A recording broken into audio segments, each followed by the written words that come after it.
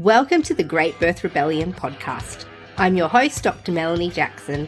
I'm a clinical and research midwife with my PhD, and each episode I cast a critical eye over current maternity care practice by grappling with research and historical knowledge to help you get the best out of your pregnancy, birth, and postpartum journey. Welcome everybody to today's episode of the Great Birth Rebellion podcast. I'm your host, Dr. Melanie Jackson, and today we are talking all about doulas. It has been too long since we've had a conversation about doulas, and I've invited Poppy Child here. She is a doula, hypnobirthing practitioner, and childbirth educator, and today we're going to learn everything we possibly can about doulas, what they do, how they can help us, how much they cost, how to find one, and heaps more. Poppy, welcome again to the Great Birth Rebellion podcast. Hello. Great to be here once again. Always smiling seeing you, Melanie. So, kick off. You're a doula. I guess my first question was, can anyone just call themselves a doula, or is there like doula school that people go to? Yeah, so we do go to doula school, but you're right in saying that anyone can legally call themselves a doula. So it's well worth asking your doula where they were trained if that's important to you. All right. So what do doulas do? Okay, so a doula is someone who provides you with emotional, physical, informational support during your pregnancy and your labour and birth. And the beautiful thing about having a doula is you then have continuity of care, which you might not otherwise have, depending on where you are. Here in the UK, it's very normal to see lots of different midwives over your pregnancy. And so it's quite hard to build a relationship. And also, you don't know who you're going to get on the day. So there is that thing of someone who really can understand you as a person, your wishes, your hopes, your desires, your fears, and give you that tailored, warm, familiar support that you need as a pregnant woman. I would say I wish everyone could have a doula because they really make a difference and they can make a statistical difference. So you are less likely to have a cesarean. I think it's 36% less likely just by having a doula present. Less likely to have major interventions, and more likely to perceive your birth as a positive experience. So we really do make a difference. Certainly the research on doulas shows that women are far more satisfied. They feel more, listened to and heard during their labour and birth. They need less pharmaceutical pain management and less likely to have a cesarean section. There's a lot of great research about how that one-to-one care makes a difference to ultimate outcomes and also intervention rates. One thing that I think about though, and a lot of women say to me, well, how do I find a doula? Who should I hire? And I'm really reluctant to give them recommendations because I know how dramatically different each doula can be, just like each midwife can be different and each obstetrician can be different. There's a very individual flavor to clinicians. So how should women interview doulas to find the best fit for them? It's a fantastic question. I am also asked, who do you recommend? And I'm reluctant to give a recommendation because I don't know the woman and I don't know if they're going to be a good match because we're all so different. So I would say, on a practical level, you want to find your local directory or perhaps look on Instagram. That can be a great way to find doulas nowadays, or your local directory, and search radius and then find the list of doulas and then look at their profiles, look at their website, see which one is kind of speaking to you. And then you want to set up at least, I would say, 3 interviews, because you might think that you found your doula and then you have another interview and you go, wow, actually, this is the person for me. Then you'll be invited to a chemistry meeting, which is usually kind of, half an hour to 45 minutes over Zoom or in person. If you want that in-person contact, I'm sure the doula would be happy to meet you in person. And then it's about, number 1, paying attention to how you feel in their presence. That is key. I also think that the doula relationship is like love at first sight. And if it isn't, they're probably not the right doula for you. And that might feel controversial to say, but I would say that my connection to my clients is instant. I don't offer second meetings because if you need a second meeting, I'm not your person. It is something that you feel quite viscerally, instantly. It's a connection that you have, which you can't really articulate why, but it's that instant connection that you feel safe in their presence. You feel a connection.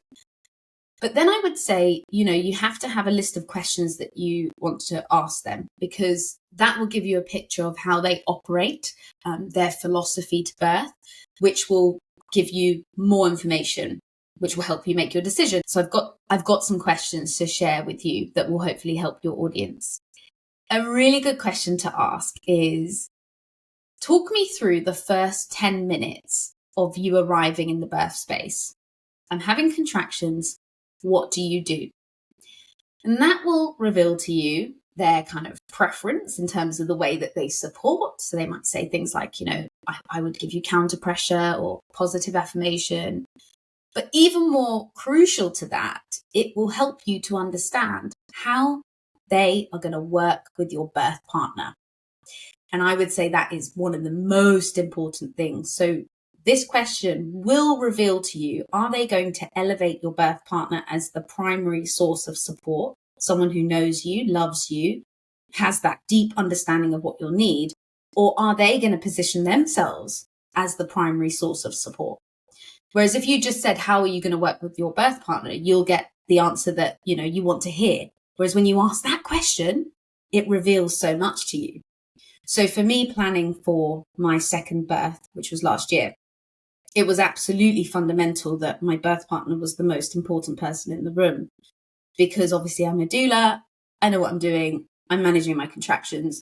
I don't have fear. I don't need that kind of support in terms of positive affirmations, but I wanted my husband to be the kind of primary person that was in the room and that I wanted to remember. So this question can really reveal to you their philosophy, but also if they don't mention your birth partner in that story and in the kind of first 10, what they would do in that first 10 minutes, then, you could then ask a follow-up. And how would you work with my birth partner? Or is it important to you that the birth partner is the primary source of support?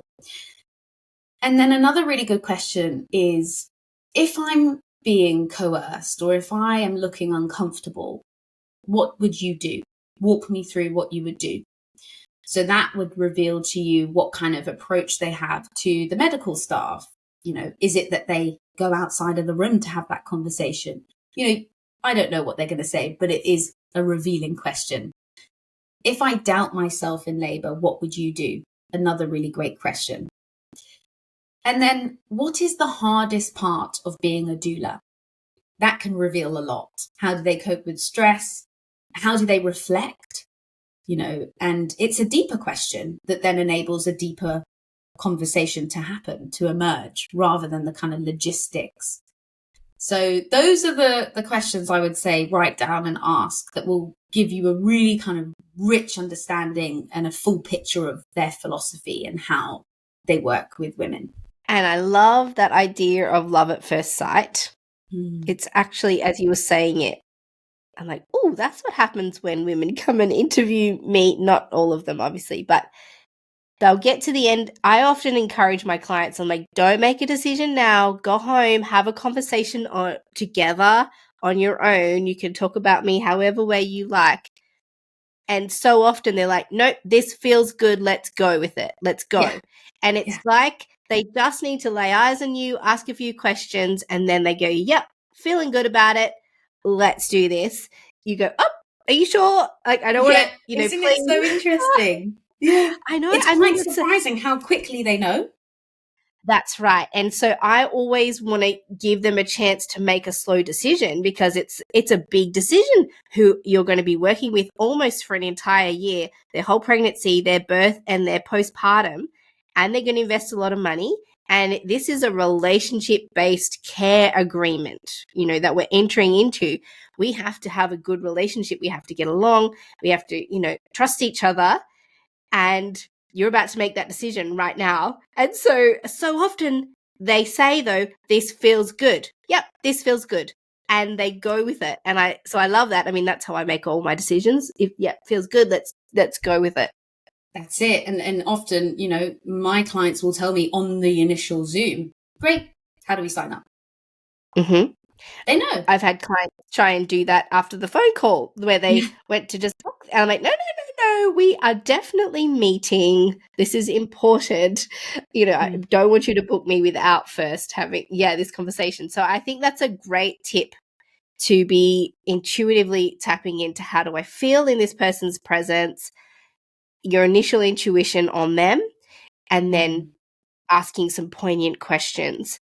I wonder, when you go to hospital with women, what role do they usually want you to play? Why are they taking you with them? I think it really depends, right? So if I'm working with a woman who had a previous traumatic birth, then really they're asking me to protect and to try and make sure that doesn't happen again. I'm not a bodyguard, and I wouldn't say that I can be your bodyguard in labor. But I think doulas are unique in that we do have experience working in hospitals, and often we will understand the kind of unspoken rules of that hospital, of the system, the culture. Often we know the midwives, the clinicians. We're paying attention to things like the rhythm in the room, what's being said, the undertone, the patterns. And we can kind of see things before they happen. As a doula, I'm often watching out for when I feel as though potentially an intervention is going to be offered. So, for example, a scenario that I've been in one too many times is that the mum's had an epidural and then it's time to push. And there's a time limit, but that time limit is not being discussed with the woman, but I'm aware of it because we know different hospitals have different time limits. And so I'm able to say, and out loud, are you watching the clock? Is there a specific time you're hoping to have this baby out? We know that it's not their decision, but just let's get that out in the open, because I can see as time's going on, there's a little bit of people are getting a bit uncomfortable pacing, and they'll say, actually, we really want to see the baby come out in the next 3 contractions. And there we have our piece of information that we need. Then I'll say, but if mum and baby are okay and she wants to continue, why not? And then that leads us into a conversation of, oh, well, yes, perhaps we could, And so if the doula wasn't there, if I wasn't there, actually the mum might not know that information, might get to the end of that time limit. And before you know it, help is being offered. I've had it where the clinicians are actually behind the curtain waiting during the pushing to see when the time is. There's been scenarios where an episiotomy is being recommended, but the baby's heart rate's fine. We just need time. We need space. And so as a doula, I would then say, stand by the midwife and say, look, it's stretching. And I smile and say, it's going to open. It just needs time. And I'm really warm and maybe a bit funny. And often I'm hugging the midwives at the end of a shift. I'm not there to kind of go, blah, blah, blah. No, it's more encouraging. The midwife afterwards will say, wow, I'm really glad we waited. You were right. And it's a nice warm atmosphere. So as doulas, we know the rhythm, we know the patterns, we know what to look out for in a way that the birth partner might not be able to, because we have that experience. And we do reduce the chances of intervention. And that's why, because of those scenarios that I told you. And I've been in many of those scenarios where we've just managed to influence without being confrontational. You don't want that, because that then shifts the energy of the space. It creates adrenaline, which is not good for the oxytocin release. So a skilled doula will be able to subtly influence the scenario in a positive way, hopefully. We're not there to kind of, put anyone at danger, but if we can see that the woman just needs a little bit more time to dilate or to soften, then we will help to kind of allow that time to emerge, rather than how the hospital can sometimes be. Let's get this baby out. Come on, let's get this show on the road. You can even help women to see, for example, if it's been 4 hours since the last vaginal examination was offered. And, certainly this happens when I go into hospital with my clients. We, as private midwives, we hand care over to the staff and we sort of become a support person in that scenario. And you're able to say, hey, just so you know, like in 10 minutes or so, I imagine someone's going to come in and they'll be curious about where your dilation is up to and they'll be wanting to offer you a vaginal examination. How do you feel about that? Do you want one?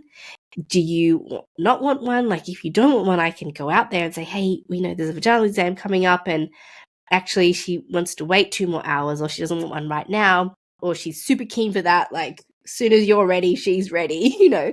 So I feel like it can be a little bit of background management like that, where the woman can get on with laboring. You're aware of all the external factors that are going to play into her labor experience. You also already know what she wants. So, for example, if you're caring for a woman and she's like, I 100% want an epidural when I'm 7 centimeters, or whatever her request is for her birth, or absolutely do not let them give me an epidural, or I definitely want to get in the bath, you can navigate that for her. So if you arrive and you say, right, well, if you want an epidural at 7 centimeters, you're going to have to accept a vaginal examination so we know where you're up to. And so she might be really invested in regular vaginal examinations, discovering when she's reached that point, and then you can navigate like that with the staff. She's super happy because she got everything she ever wanted from her birth, and you were kind of working at that in the background.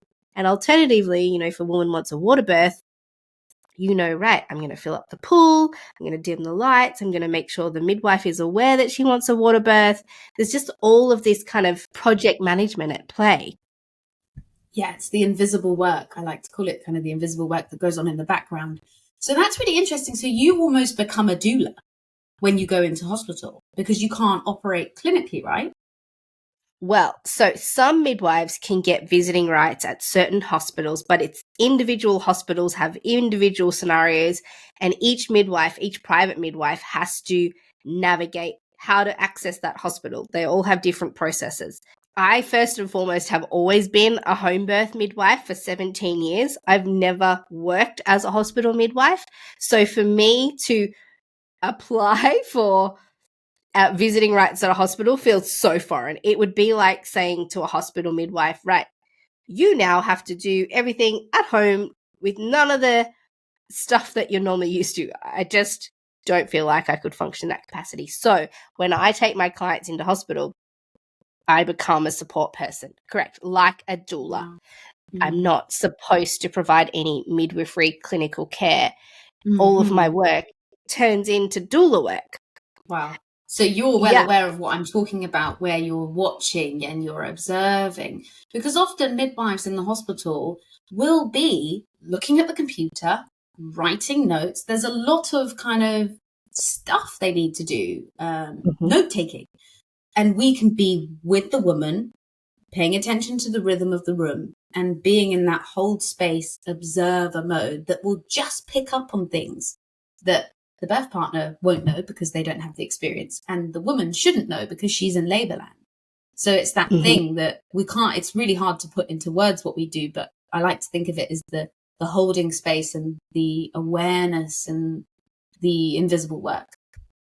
Well, and you mentioned it earlier, is that I feel like a doula really frees up the couple to labor together, and you're managing everything else. And so, you know, if I think about the times where I've had to slip into that role, the woman is laboring, her partner's right there. I'm thinking, okay, how can I get that birth ball in here? I'm going to move that bed out of the way and put the mat down here and make sure she can get to the sling. Oh, her cup's empty of water. I'm going to make sure that's right next to her. So he doesn't have to leave to do anything. He can stay right with her, and she has his support or her partner's support right there. And all the other stuff is in the background, but even looking after them. So like, hey, do you need a snack right now? I'm going to grab a cup of tea. Do you need one of those? You know, turning down lights when people flick them back on. If she says something like, oh, I wouldn't mind getting in the bath, you're like, it's okay, stay there. I'll turn the bath on. Making sure there's pillows under her knees, you know, just all of that really practical stuff. Or let's say as well, the partner's trying to massage, and you've seen this before too, I can guarantee it.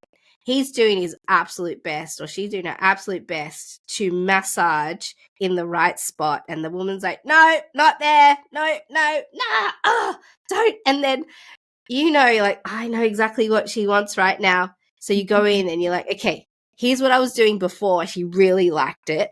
Try that. And it's just a matter of giving a little bit of direction. Boom, he's back in, she's happy, and you're like, great. So I feel like it's a really complementary role to the support people that she already has. Yes. And you're interplaying between that unit, the parents, and the system, and the room, and the resources that are available. And you're just like, you're integrating all of that in caring for the woman. Oh, you know what? Listening to you, I haven't doulaed in over a year because obviously I had my baby. I've been on a bit of maternity break, and it just makes me miss it so much. It's a wonderful role to be able to support women and witness birth and be there. I think the really important thing for me as a doula, and something that I think is really important to women, is that they remember their partner as the face and the feeling and everything, because ultimately it's them, it's their lives, they're the parents. This is a huge transformative event in their life. And exactly what you've been talking about, that's the role of the doula. We're just kind of, we're doing stuff and not doing, we're holding space, but we're working around this thing that then makes it warm and safe for that woman to labor and for that birth partner to be solely focused on the woman. And that then makes that experience so rich for them. Whereas perhaps if we weren't there, the birth partner might be distracted with trying to do all of these other logistical bits. So it's that thing around the birth that we do. I don't see really doulas as the thing in the center of the birth. And maybe sometimes the woman says, actually, I want the doula to support me and I want the birth partner to do the logistics. But I'm yet to meet that woman. When I've done the antenatal prep and I say, look, I'm here to facilitate your experience as a couple, that seems to be the thing that the women want most, is they want to feel loved by their partner. They want their partner to feel confident in their role as a birth partner, which is what doulas can help with as well. So in by no means replacing them. And I'm really, really passionate about that. I've been to births where it's romantic and it's like, I'm going to leave the room because this is just oxytocin. The woman is swaying and it's just like so much love in the room where I feel like, I'm just going to exit now because this is just beautiful and this is deeply yours. Not all births, but with the right environment where they feel safe, It can be a love act. It can be wonderful. It is so lush sometimes that you feel like, do they remember that I am here and witnessing all of this? And you feel like, oh, I'm just going to turn around. But I mean, a birth can be really passionate and it's such a privilege to witness it, and that they feel so comfortable with you in the space that they feel free to be so connected during birth. So I'm hearing then doulas fill a lot of roles, and I imagine that they can morph and change into what the woman needs them to be in particular moments. And that a really important element of having a doula is that they meet with you first to fully understand what you need from them. And then, I guess it's the doula's job to work out how they can provide that. Yeah, it's very intuitive, I would say, the role of a doula. A skilled doula is totally intuitive and is judging things moment to moment, because every woman is going to labor differently. They need different things. They want different things. I would say another little tip I have is that in your antenatal meetings, it's really important to break the physical touch barrier. So if your doula's never touched you before, and the first time she's touching you is in labor, it can feel unfamiliar. When someone touches you for the first time, you feel something. So actually with my clients, I will start with a hand massage whilst I'm coaching them, whilst I'm talking to them, and just see how that feels. Then I might do a back massage, and you're not saying, right, I'm going to break the physical touch, right, here we go, because that's just awkward. But can I just give you a hand massage while I teach you this breathing technique, or a shoulder massage? And then I'll check in, how does that feel? Do you want a bit more pressure? And before you know it, you're now kind of moving into a different realm where you are closer, you have touched, you have had that connection. Whereas if your doula's never touched you and they're placing hands on you, it can feel different, unfamiliar. Well, you're learning so much about each other because you've got to help the woman when she's in a very vulnerable scenario and where you can't be navigating that at the time. I guess you would work out if they're a hugger. Do they want a hug? Don't they want a hug? What words do they need to hear? What words don't they want to hear? I just think there's so much preparation that can be done ahead of time so that doulas can properly serve women in the way they want to be served. And I think that's a unique role to fill because it's not a clinical role. It's a much more, it's a quality. It's a quality role. I actually don't think there's such a thing as training to become a doula. I think the skills are so innate. You are a doula or you're not. I really do think that you can learn things and you can pick up things about how to work in the system. You can spot patterns and things like that, which will hopefully make you more skilled. But those caregiving qualities, that ability to hold space, hold time in your hands and really be there, is something that is natural and innate as a person. So for me, when I first started to doula, my first birth was a deeply challenging birth. It was actually a stillbirth, which was my first initiation into doulaing.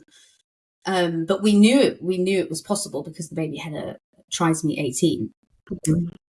And I knew I would be able to help the woman because, again, these skills are innate. I didn't feel like I needed to have a whole bunch of experience to be able to walk this path with her. I just felt it and I knew. And of course I had my, gosh, should I really take this on for the first birth? Is this too much for me? Am I skilled? Questions. Am I skilled enough to hold this woman through this huge, life event? But it is that deep trust in those innate skills that we have as doulas. Every doula who's listening will agree that they just know that they are a doula.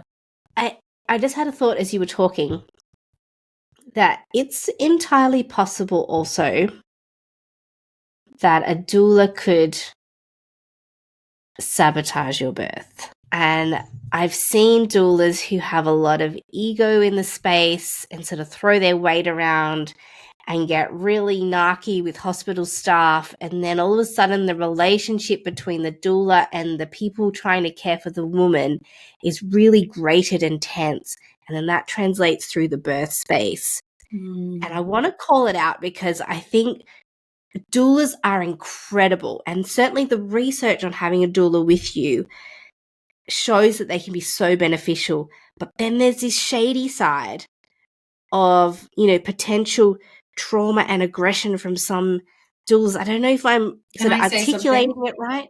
Please, yes. Can I say something? Ask your doula, what was your birth experience like and how does that inform your work? Yeah.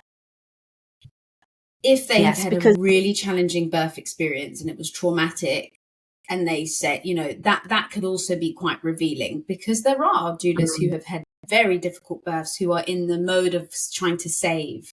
They don't want their clients to have the same. And immediately, what kind of energy is that?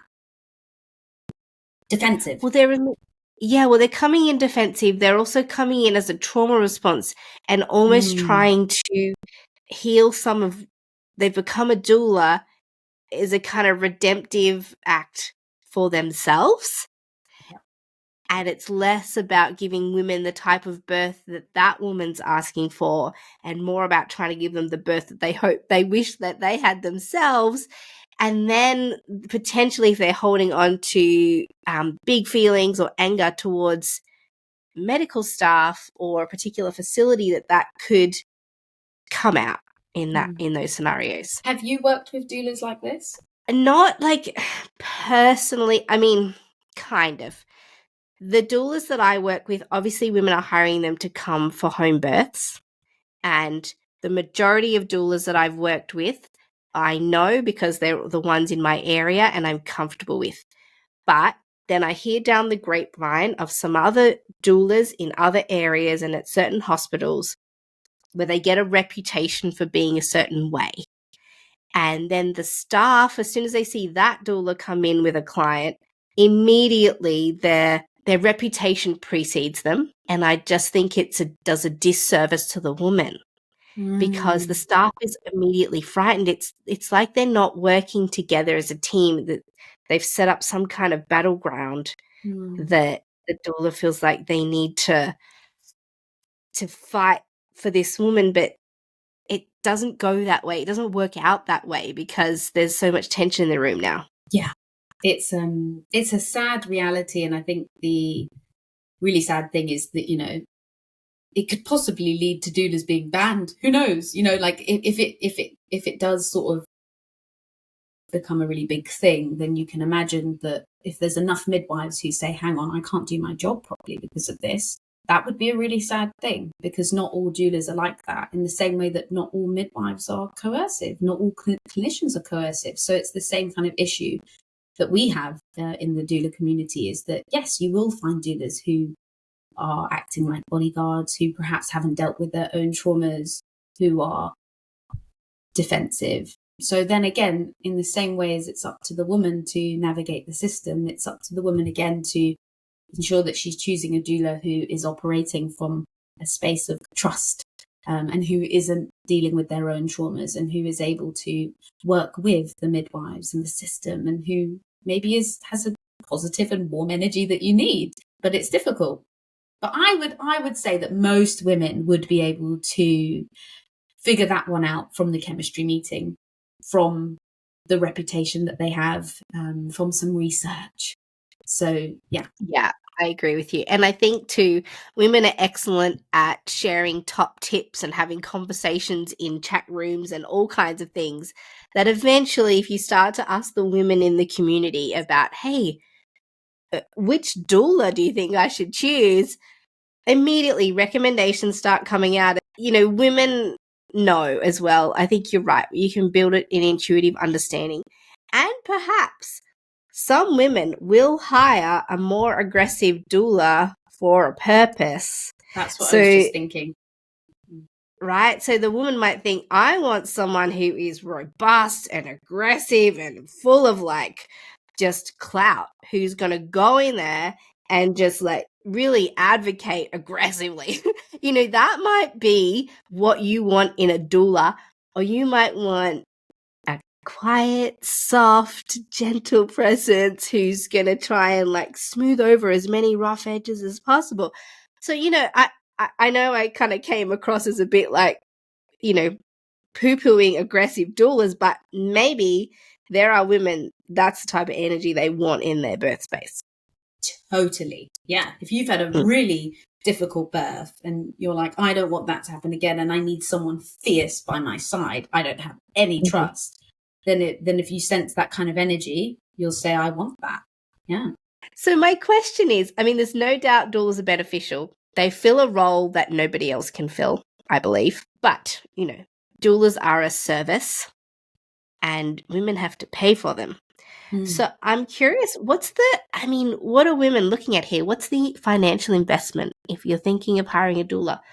And is there a ballpark of how much money do you need to put aside for this investment? Yeah. Investment. I'm glad you used that word, because it is an investment in you, in your future, in your birth, in your baby, in your connection to your partner. And it's possibly one of the best investments you will make if you make the right decision around the doula. So I can only speak to the UK, obviously. So here in the UK, you will be paying around anything between £800 and £4,000. And that depends on the skill level of the doula. You can also ask for payment plans. So lots of doulas will accept payment plans. Some doulas would even look at reduced rates. When I first started out as a doula, I would give reduced rates to the women who needed it. I even took on a birth for £600, so there are doulas that will do that.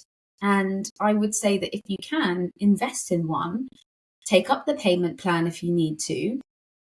It will be a really good investment. And, you know, it is a lot of money for some, but it's worth it.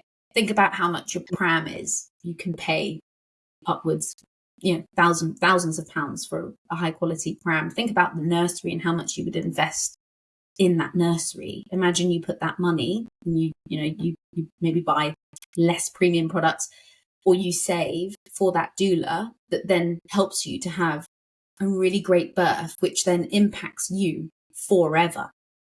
It's one of the best investments you will ever make. I absolutely agree. I think investing in the quality of your birth is a lifelong investment.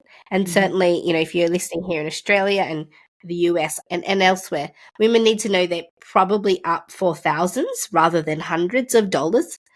And so that's in your mind. If you're thinking, I want to hire a doula, how many? It's going to be at least a few thousand in order to hire somebody. The other thing that I've seen women do is some of the doula colleges or the doula training centers, they might have students who are training. You know, doulas, sometimes if they're getting qualifications, they will be told, okay, you've got to do 5 births before you're a fully fledged doula. So, you know, you might be able to find a student who's just on their training, who's looking to support some women.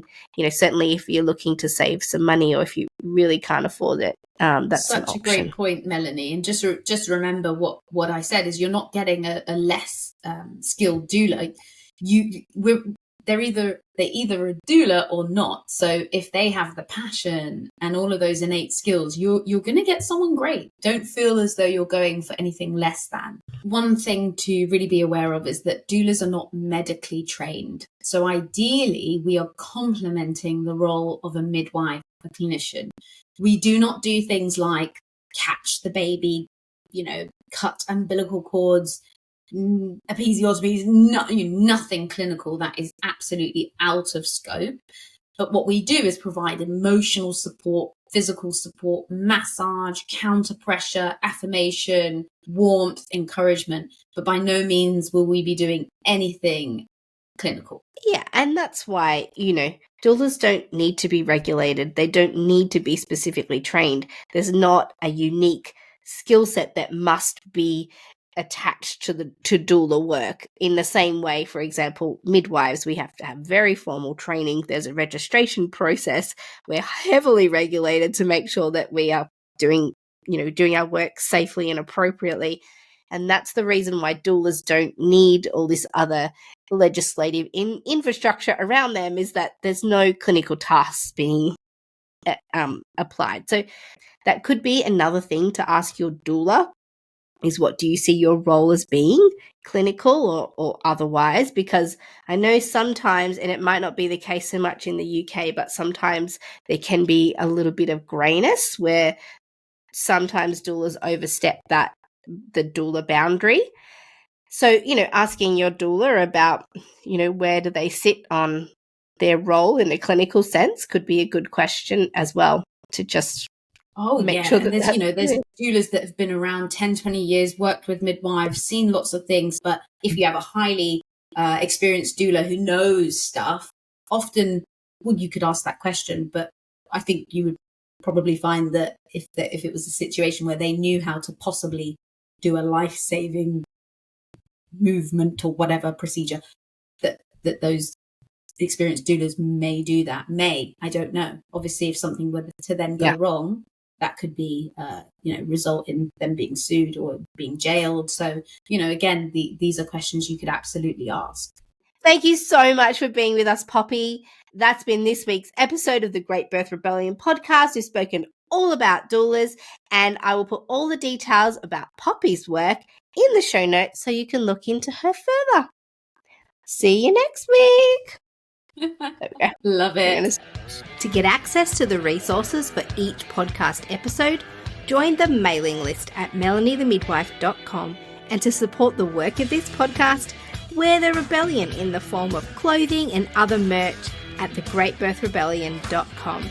Follow me, Mel, at Melanie the Midwife on socials, and the show at The Great Birth Rebellion. All the details are in the show notes.